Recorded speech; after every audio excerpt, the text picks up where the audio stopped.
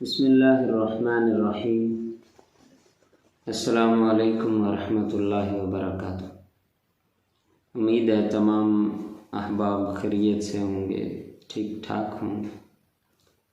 سردی کے اس موسم میں اللہ تعالیٰ کے دین کے لیے دن رات کوشش کر رہے ہوں گے۔ تو گزشتہ کل ہم نے جس ویڈیو میں بات کی تھی حروف مدہ و لین کی، اس میں تقریباً ہمارا قاعدہ آدھے کے قریب ہو چکا ہے، اور ہم نے کوشش یہ کرنی ہے کہ جب تک ہمارے بچے یہاں تک پہنچتے اس وقت تک بچوں کو قرآن کریم کے حروف کی کم از کم آخری پارے کی یا پہلے پارے کی اس کا بار بار اس کو ٹیسٹ اس سے لیں، اس سے امتحان لیں تاکہ اس کو حروف کی پہچان ہو جائے۔ اب ہم بات کریں گے آج تشدید کے بارے میں۔ تشدید معنی شد، تختی نمبر 9 ہے، شد کے بارے میں کہ 3 دندانوں والی اس طرح بنی ہوئی اس کو شد کہتے ہیں، اور بچوں کو اس کی پہچان بھی کروانی ہے لکھ کے۔ اب شد والا کے بارے میں کچھ چیزیں ہیں جو ہم نے پہلے یاد کرنی ہے، ذہن میں ہوں گی تو انشاءاللہ ان پہ پوری توجہ بھی ہوگی، پڑھاتے وقت بھی ہم اس کو بہترین انداز میں پڑھا سکیں گے۔ تو تشدید والے حرف کو مشدد کہتے ہیں۔ تشدید کا دوسرا نام شد ہے۔ مشدد حرف 2 مرتبہ پڑھا جاتا ہے، ٹھیک ہے جی۔ جزم پہ ہم نے بات بتایا تھا کہ جزم والے حرف کو پچھلے حرف کے ساتھ ملا کے صرف 1 مرتبہ پڑھنا ہے،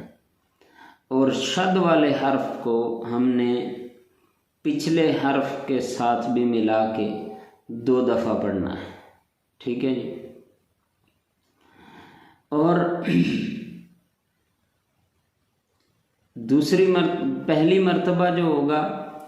پہلے والے حرف سے مل کر پڑھیں گے اس کو، دوسری مرتبہ اپنی حرکت کے مطابق اس کو پڑھیں گے، وہ حرکت زبر کی ہو، زیر کی ہو، پیش کی ہو، اس کے مطابق۔ مشدد حرف پڑھنے میں 2 برابر حرف کے برابر دیر لگائے، ٹھیک ہے جی، یعنی جماؤ کے ساتھ پڑھیں، اتنی دیر میں پڑھیں جتنی دیر میں یعنی 2 حرف ادا ہو سکتے ہیں۔ اب مشدد حرف کو وقف کی حالت میں اس طرح ساکن کریں کہ وہ شد ادا ہو اور حرکت باقی نہ رہے، ٹھیک ہے جی۔ اب یہ میں کچھ مثال کے طور پہ پڑھ کے سناتا ہوں، پھر اس پہ آپ خود دہرائی بھی کر لیں اور اپنے بچوں کو بھی اس کے بارے میں بتائیں۔ جیسے حمزہ با زبر اب، با زبر با، اب با، ٹھیک ہے جی۔ حمزہ با زیر اب، با زیر بی، اب بی، اور حمزہ حمزہ تا زبر ات، تا زبر تا، ات تا، اور پیش جو ہے حمزہ تا پیش ات، تا زبر تا، ات تا، اور اسی کو یعنی یہاں پہ ہمارے پاس جو قاعدے میں عام طور پہ لکھا ہوتا ہے اس میں 3 حرکات کے ساتھ لکھا ہوتا ہے۔ پہلے حرف پہ زبر، دوسرے پہ زبر، پہلے حرف پہ زیر، دوسرے پہ زیر، پہلے حرف پہ پیش، دوسرے پہ پیش، اور اس کے بعد پہلے پہ زبر، دوسرے پہ پیش، پہلے پہ زبر، دوسرے پہ زیر،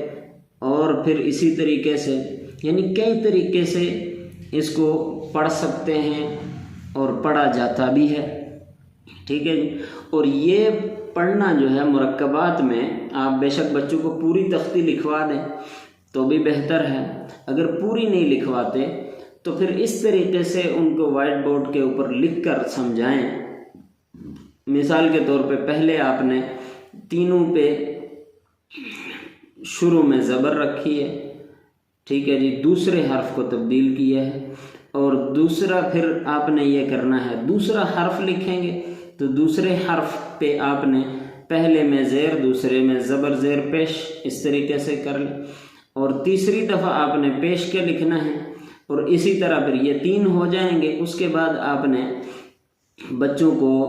تنوین کے ساتھ بھی سمجھانا ہے، ٹھیک ہے جی۔ اس کے بعد تنوین لکھ دی، حمزہ با زبر اب، با 2 زبر بن، اب بن، حمزہ تا زبر ات، تا 2 زبر تن، ات تن، اسی طرح پھر حمزہ جیم زبر اج، جیم 2 زیر جن، اج جن، حمزہ حا زبر اح، ہا 2 پیش حن، احن۔ تو اس طریقے سے آپ نے بچوں کو پوری تختی، پورے الفاظ اور پھر زبر زیر پیش کو پھیر پھیر کے بچوں کو پڑھانا ہے، ٹھیک ہے جی۔ اور اسی طرح مرکبات میں پھر ہم جیسے ایک لفظ میں پڑھ کے سناتا ہوں، حمزہ عین، عین دال زبر عد، دال زبر دا، عد دا، دال زبر دا، عد دا دا۔ ابھی یہ لکھنے میں 3 لکھے گئے ہیں، لیکن پڑھنے میں یہ 4 پڑھے جا رہے ہیں۔ اسے مشدد حرف جو ہوگا اس کو اسی طریقے سے پڑھنا ہے، بچوں کو یہ سمجھانا ہے۔ اور اسی طرح قاف یا زبر قی، یا زیر ی، قی، یہ 2 دفعہ یا پڑھی گئی، میم زبر ما، قیمہ، تا 2 زیر 3، قیمۃ۔ اور یہ قرآن کریم میں ایک لفظ استعمال ہوا ہے سامری، ٹھیک ہے جی۔ اب یہ وقف جب کرنا ہے، مشدد حرف سامری یو، یہ یا کے اوپر یعنی آخری حرف کے اوپر شد ہے، اس کو جب آپ نے پڑھنا ہے، یا قرآن دوسری جگہ بیدی، ٹھیک ہے جی، میں نے جو پڑھا ہے یہ وقف کے ساتھ پڑھا ہے، سامریش بیدی، یا کہ یعنی آخری حرف کے اوپر جب آپ نے وقف کرنا ہے تو پھر اس کو مشدد تو پڑھنا ہے لیکن حرکت ظاہر نہیں کرنی، اس انداز سے پڑھنا ہے کہ حرکت ظاہر نہ ہو لیکن شد ظاہر ہو، شد گرے نہ ہو، ٹھیک ہے جی۔ اور اسی طرح آگے نون مشدد اور میم مشدد، یعنی ہم نے شروع میں یہ تنوین کی تختی میں بات کی تھی غنے کے بارے میں کہ نون مشدد اور میم مشدد اس پہ غنہ ہوگا، ٹھیک ہے جی، غنہ، اور وہ بھی اسی وقت جب یہ تنوین آئے گی، اور تنوین ہے یا نون ساکن ہے یا غننے والا، یعنی نون ساکن اور تنوین یہ 2 جگہیں ہو گئیں، میم مشدد نون مشدد، ان دونوں پر بھی غنہ کریں گے، ٹھیک ہے جیسے ان، ٹھیک ہے جی، حمزہ نون زیر ان، نون زبرنا ان، اور اسی کے ساتھ سا میم زبر ثم، میم زبرما ثم۔ اس طرح قرآن کریم میں ثم کا لفظ بہت زیادہ استعمال ہوا ہے، ثم، اور اس کو غننے کی جو مقدار ہے وہ بھی حروف مدہ اور کھڑی زبر کھڑی زیر الٹا پیش اس تک، یعنی جتنی مقدار ان کی ہے 1 الف کے برابر غننے کی مقدار بھی نون مشدد میم مشدد میں بھی اور دوسرا نون ساکن اور تنوین میں غننے کی مقدار ایک جیسی ہونی چاہیے، ٹھیک ہے جی۔ اب یہاں تک ایک ہے 2 آیت میں الفاظ دوبارہ پڑھ دیتا ہوں، جیسے یصلون علی النبی، یہاں پہ ہمارے تمام قاعدے یعنی جو قاعدے ہم نے پڑھے ہیں وہ تقریباً اس ایک لفظ پہ آپ بچوں کو پورے قاعدے سمجھا سکتے ہیں، ٹھیک ہے جی۔ اور تنوین کی تختی میں یصلون علی النبی، ٹھیک ہے، یہاں پہ بھی اب مشدد بھی ہے غنہ بھی ہے اور ساتھ میں نون مشدد بھی آ گیا، نون مشدد کی وجہ سے غنہ بھی ہو گیا، آخری حرف پہ وقف کرنا ہے تو وقف کی صورت میں یہ جو یا ہے آخری النبی کی،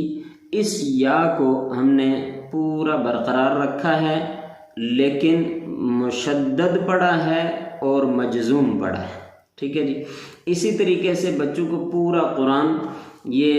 ایسے طریقے سے سمجھانا ہے کہ بچہ آپ کے پاس سے سمجھ کے جائے۔ اور اسی طریقے سے یہ جو مشدد کی تختی ہے، تشدید کی، ان کو بچوں کو یہ قواعد جو ہیں یہ پورے سمجھانے کے بعد آپ نے ایک ایسی تختی سے، یعنی ان تمام جو ہم نے ہر ویڈیو کے اندر کچھ مثالیں دی ہیں، لہذا آپ نے اپنے طور پہ وہاں پہ وائٹ بورڈ کے اوپر کوئی ایک آیت لکھ دیں، مثال کے طور پہ الحمدللہ رب العالمین الرحمن الرحیم مالک یوم الدین، اتنا یہ آپ لکھ کر بچوں کو یہ پورا، اب اس پہ آپ نے بچوں کو تمام قواعد وہ دہرائی کروانی ہے اس کی، ٹھیک ہے جی۔ اور دہرائی کے لیے آپ صرف 10 منٹ رکھیں، اور وہ بھی سبق سے آخر میں، یعنی بچوں سے جب سبق سن لیے تو 10 منٹ آپ صرف اپنے بچوں کو دیں۔ اگر آپ کے پاس ایسے بچے ہیں کہ جن کی تجوید کمزور ہے اور وہ قرآن کریم کو صحیح ادائیگی، جو حروف کی ادائیگی کے ساتھ نہیں پڑھ رہے، تو آپ اس کا حل یہ کر سکتے ہیں کہ روزانہ آپ نے صرف 10 منٹ بچوں کو قاعدے کے دینے، اور 10 منٹ میں جو ترتیب ہم نے بتائی ہے اس ترتیب پہ آپ بچوں کو پڑھائیں، اور پھر ان سے جو سبق جو سننا ہے آپ نے روزانہ کا، اس سبق کے اندر ان کو قواعد کا اجرا کروائیں، اور یہ ایسا ہوگا کہ آپ کو انشاءاللہ 1 مہینے کے اندر اس بچے کی تجوید میں بہتری نظر آنے لگ جائے گی، ٹھیک ہے جی۔ 1 مہینے کی یہ گارنٹی اس لیے ہے کہ بچے کو آپ نے جب اس کی ایک وہ سطح جہاں پہ تجوید بہتر ہو سکتی ہے، جب وہاں پہ آپ لے کے آئیں گے اور وہاں سے آپ اس کو پھر آگے چلائیں گے تو انشاءاللہ بچہ چلے گا، کوئی بھی بچہ ضائع نہیں ہوگا۔ اللہ تعالیٰ تمام خادمین قرآن کی اور تمام دینی مدارس کی اور تمام قراء حضرات کی، علماء کرام کی حفاظت فرمائے۔ السلام علیکم ورحمۃ اللہ وبرکاتہ۔ ملتے ہیں اگلی ویڈیو میں انشاءاللہ، تب تک اپنا خیال رکھیے، اللہ حافظ۔